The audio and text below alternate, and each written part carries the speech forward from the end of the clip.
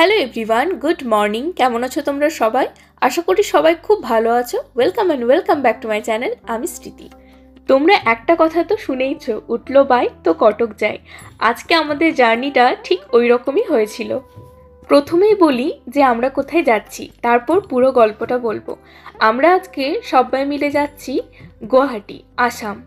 ওইখানে আমার দাদা ভাই মানে রকির জেঠুর ছেলে, রকির মেজো জেঠুর ছেলে, তার ছেলে মানে রকির ভাইপো আর আমার ভাসুরপো, তার ফার্স্ট বার্থডে আছে। তো সেই কারণে দাদাভাই আমাদের সবাইকে ইনভাইট করেছে। ওইখানে আমরা যাচ্ছি আর আমরা যাব সরাইঘাট এক্সপ্রেস ধরে। আমাদের আজকে যাওয়ার কোনো প্ল্যানিং ছিল না, তাই যাওয়ার জন্য সেরকম কিছু খাবার নিয়েও যাওয়া হয়নি, খাবার খেয়েও আসা হয়নি। তো সেই কারণে আমরা বর্ধমান স্টেশনে এখন এসেছি। ওখানে এসে আগে কিছু খাবার কিনে নিয়েছিলাম এখানে একটু খেয়ে নেওয়ার জন্য। এরপর আমাদের ট্রেন চলে এসেছিল তাড়াতাড়ি, আর তারপর আমরা ট্রেনে চেপে গেছিলাম। এরপর তোমাদের পুরো গল্পটা বলি। আমাদের এখানে আসার প্ল্যান অনেক দিন আগেই হয়েছিল, আর তার জন্য আমরা 1 মাস আগে থেকে টিকিট বুকিংও করেছিলাম, কিন্তু আমাদের কারোর টিকিট কনফার্ম হয়নি, ওয়েটিং লিস্টে ছিল। আমরা মোট 10 জন ছিলাম, তার মধ্যে একজনের টিকিট মাত্র কনফার্ম হয়েছিল। তো এবার একজনের টিকিট কনফার্ম হয়ে তো আর যাওয়া যায় না, আর জেনারেলেও যাওয়া খুব অসুবিধা, এতটা রাস্তা। তো তাই আমাদের প্ল্যানটা মাঝে ক্যান্সেল হয়ে গেছিলো।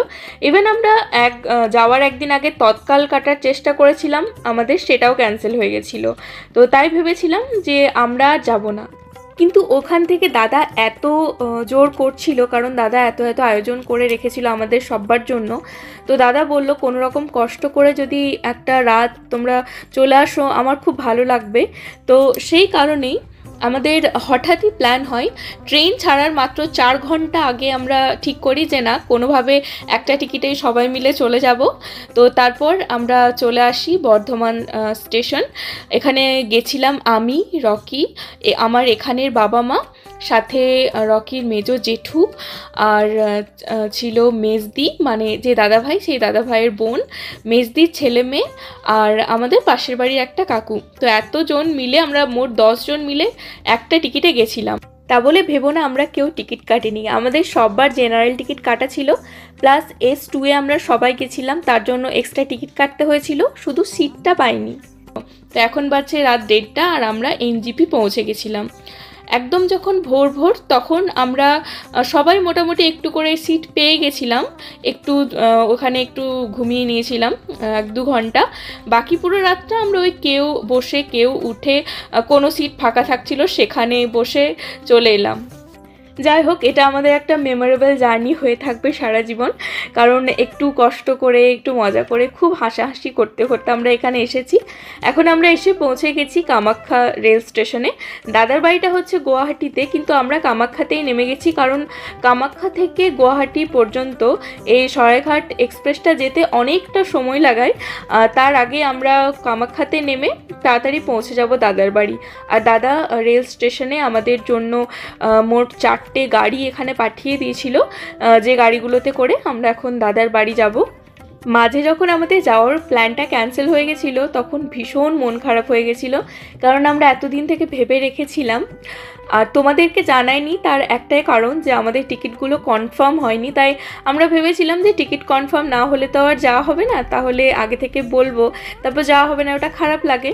সেই কারণেই সেরকম কাউকে বলিনি, কিন্তু আশাটা হলো, সেটা কী যে ভালো লাগছে। একটু কষ্ট করে এলাম, কিন্তু খুব ভালো লাগছে এসে, কারণ একটা হিল স্টেশন, বিয়ের পর প্রথমবার ফুল ফ্যামিলি মিলে, তারপর এখানেও বেশ মজা হবে, বার্থডের দিনটা সবাই মিলে আনন্দ করব। আর এছাড়াও এখানে তো মা কামাখ্যার মন্দির আছে, সেখানে যাব একদিন প্রণাম করতে। তো আমরা দাদার বাড়িতে পৌঁছে গেছি। এসেই দাদা আমাদের জন্য ব্রেকফাস্টের আয়োজন করে রেখেছিল, সেটা আমরা সবাই ব্রেকফাস্ট করে নিয়েছিলাম। আমরা সকাল সকাল পৌঁছে গেছিলাম এখানে, আর তারপর দাদার ছাদে গিয়ে দেখলাম কি সুন্দর, ছাদ থেকে পাহাড় দেখা যাচ্ছিল, ভীষণ সুন্দর। তো আমরা চলে এসেছি গুয়াহাটি দাদা ভাইয়ের বাড়ি। আর যেটা বললাম তোমাদেরকে যে আমাদের যে পুচকু দাদা ভাইয়ের ছেলে, তার ফার্স্ট বার্থডে, তাই আমরা এসেছি। আর আমাদের আশাটা মানে এমনভাবে হয়েছে, কোনো মানে আমাদের টিকিট কনফার্ম হয়নি, হ্যাঁ একটা টিকিট আমরা 10 জন এসেছি, মানে কোনো রকমে এক্সাইটমেন্ট ছিল একটা মনে। আর দাদা ভাই এতবার করে বলছিল, সেই জন্য আসা। তো এসে একটু ফ্রেশ হয়ে আমি আর রকি দুজন মিলে বেরোলাম এই সামনের জায়গাটা একটু ঘুরে দেখতে। এখানে অনেকগুলো বাড়িতে কাজ হচ্ছে, সেই জন্য তোমরা আওয়াজ পাবে অনেক। তো আমি চেষ্টা করছি বেশিরভাগটা ভয়েস ওভারেই বলতে। চলো যা যা দেখছি তোমাদেরকেও দেখাবো। এই বোর্ডটাই দেখো, আসামিয়া ভাষায় কিছু লেখা আছে। অক্ষরগুলো অনেকটাই বাংলার মতো, কোনো কোনো অক্ষর একটু আলাদা আছে, কিন্তু বেশ ভালো করেই পড়া যাচ্ছিল আর বোঝাও যাচ্ছিল যে কি লেখা আছে। চলো তোমাদেরকে এই সোসাইটিটা একটু ঘুরে দেখাই। খুব সুন্দর ছিল, ক্লিন ছিল, প্রত্যেকটা রাস্তা দেখো কতটা পরিষ্কার পরিচ্ছন্ন, ভীষণ ভালো লাগছিল। আর একদম নতুন জায়গা তো, ঘুরে দেখছিলাম যে কীরকম জায়গাটা। সামনে একটা বিষ্ণু মন্দির আছে, দেখতে পাচ্ছ চূড়াটা, ওটাই এখন দেখতে যাচ্ছি। তো সামনে একটা বিষ্ণু মন্দির আছে দাদাদের বাড়ির সামনে, ওটা এখন আমরা দেখতে যাচ্ছি। এই মন্দিরটায় এখন কনস্ট্রাকশনের কাজ চলছে। তো এখন বিষ্ণু মন্দির বন্ধ, কারণ দুপুরবেলা, ওই জন্য দেখতে পেলাম না। আশেপাশের জায়গাগুলো ঘুরে দেখছি, আবার সন্ধ্যাতে একবার দেখতে আসবো সবাই মিলে। আর এখানে জানো তো, ওরা আমাদের বাংলাটা বোঝে না, হয় আসামিয়া বোঝে নইলে বাঙাল ভাষা বোঝে। তো রকি ওদেরকে বাংলাতে জিজ্ঞাসা করছে যে এটা কি বিষ্ণু মন্দির, ওরা বুঝতেই পারছে না। তারপর হিন্দিতে বললেও বুঝলো। তো ওকে আমি বলছিলাম যে আমাকে বলতে পারতো, আমার বাঙাল ভাষা বলতে খুব ভালো লাগে। নেক্সট বার তুমি বলবে। ওরা অসমিয়া বোঝে নইলে বাংলাটা একটু অন্যরকমভাবে বলতে হয়, তবে বুঝতে পারছি এখানে। তো আমরা এখন আশেপাশেগুলো ঘুরছি, বেশ সুন্দর জায়গাটা, ফাঁকা ফাঁকা একটা সোসাইটির মতো। এখানে একটা বাড়িতে দেখো দরজার সামনে কত কাগজ ফুল পড়ে আছে, কি সুন্দর কাগজ ফুলের গাছটা। এই দেখো, এটা হলো আসামিয়া স্টাইলের বাড়ি, এখানেও আসামিয়া ভাষায় লেখা ছিল। আর এখানের বাড়িগুলো দেখছি যার যত বড়ই বাড়ি থাকুক না কেন, সাথে কিন্তু একটা করে আসামিয়া স্টাইলের টিনের বাড়িও থাকছে প্রতিটা বাড়িতে। কোনো কোনো বাড়ির একদম ওপর ছাদেও একটা করে আসামিয়া স্টাইলের বাড়ি করা আছে। মানে এটা এখানের এক ধরনের ট্র্যাডিশন বলতে পারো, যে প্রত্যেকটা বাড়িতে একটা করে আসামিয়া স্টাইলের বাড়ি তুমি দেখতে পাবে। আসামিয়া স্টাইলের বাড়ি মানে হলো ওই টিনের চালের একটা যে ভি আকৃতির মতো হয়, সেরকম টাইপ। সোসাইটিটা কিছুটা ঘুরে আমরা এসেছিলাম সামনের মার্কেটটা একটু ঘুরে দেখতে। একদম সামনে, বাড়ি থেকে বেশি দূর নয় মার্কেটটা। আর আসামিয়া ভাষায় মানে দন্তস্বটাকে চ লেখা হয়, যেটা দেখছিলাম প্রতিটা জায়গাতেই আছে। ও হ্যাঁ, তোমাদের একটা কথা তো বলাই হয়নি, দাদার বাড়িটা গুয়াহাটির যে জায়গাটায়, সেই জায়গাটার নাম হলো লখরা বা লখরা। তো তোমরা যদি কেউ গুয়াহাটি এসেছো বা গুয়াহাটিতে থাকো, তাহলে বুঝতে পারবে যে আমরা ঠিক কোন জায়গাটায় এসেছি গুয়াহাটির। আমরা মোটামুটি সোসাইটি, মার্কেট অনেকটাই ঘুরে চলে এলাম। আরও অনেক কিছুই দেখার মতো আছে এখানে, আর আমরা বেশ কিছুদিন এখন এখানে থাকবো। তোমাদেরকে অনেক কিছু দেখাবো। আগামী যে ভ্লগগুলো আসছে আমার, সেগুলো তোমরা দেখতে থাকো, খুব ভালো লাগবে। আর এইটা হলো দাদার বাড়ির বাইরেটা। কালকে আমাদের ছোট্ট শ্রীনবের বার্থডে, ফার্স্ট বার্থডে, তো তাই প্যান্ডেল করা শুরু হয়ে গেছে। আর তোমাদেরকে সবার সাথে আমি পরিচয় করাবো আমার আগামী ভ্লগগুলোতে, তাই এই ভ্লগগুলো একদম মিস করো না। ফিরে এসে আমরা লাঞ্চ করে নিয়েছিলাম, আর এখন সন্ধ্যাবেলা।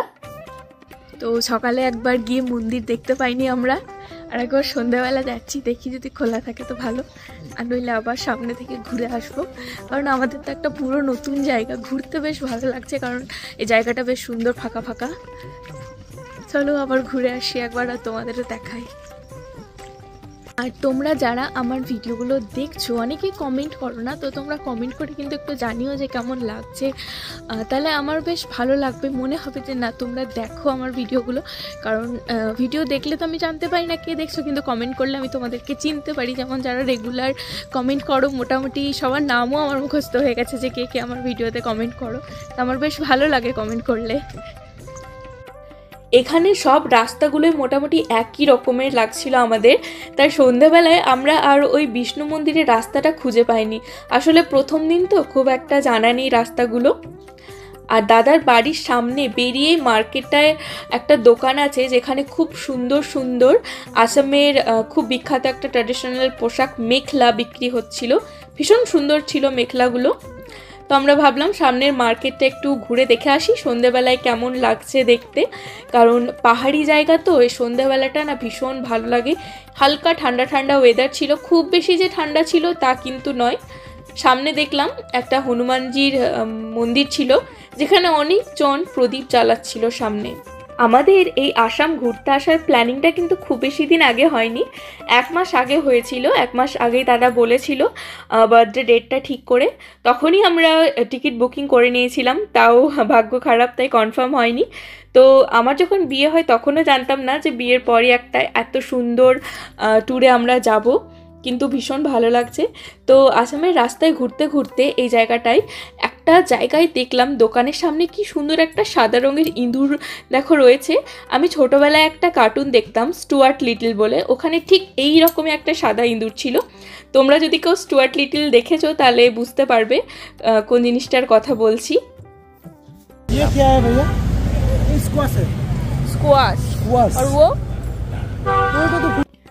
ঘুরতে ঘুরতে অনেক সবজির দোকানও দেখতে পাচ্ছিলাম আমরা, যেখানে কিছু কিছু নতুন সবজি ছিল, যেরকম স্কোয়াশটা ছিল।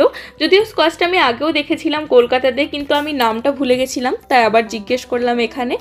আর তারপর আমরা এসেছিলাম একটা ফাস্ট ফুডের দোকানে, একটু মোমো খেয়েছিলাম এখান থেকে, কারণ পাহাড়ের মোমো ভালো হয় সবার কাছে শুনেছি।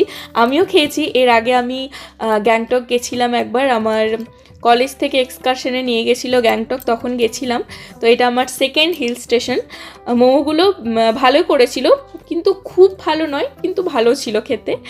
আর এখানে দেখো ভুট্টা বিক্রি হচ্ছিলো একটা জায়গায়, ভুট্টা খাইনি আমরা, এই আইসক্রিমটা খেয়েছিলাম, ভীষণ টেস্টি ছিল আইসক্রিমটা খেতে। সমস্ত জায়গা ঘোরাফেরা করে, সমস্ত জায়গা বলতে এই সামনের বাজারটুকু ঘোরাফেরা করে আমরা আবার বাড়ি ফিরে যাচ্ছি। আর রাস্তায় দেখো একটু একটু অন্ধকার ছিল, কিন্তু সকালে একবার বেরিয়েছিলাম আর রাতে একবার গেলাম, তাই রাস্তাটা মোটামুটি আমাদের মনে থেকে গেছিলো কিছুটা। তো আজকের ব্লগটা এইটুকুই। আমরা আজকে জার্নির ব্লগটা দেখালাম, কেমন লাগলো এই ব্লগটা দেখে কমেন্ট করে জানিও। আরও কিন্তু অনেক আসামের ব্লগ আসছে, তার জন্য আমার চ্যানেলটা অবশ্যই সাবস্ক্রাইব করে রেখো। এই ব্লগটা ভালো লাগলে একটা লাইক করে দিও। আজকের মতো টাটা, সবাই খুব ভালো থেকো, সুস্থ থেকো।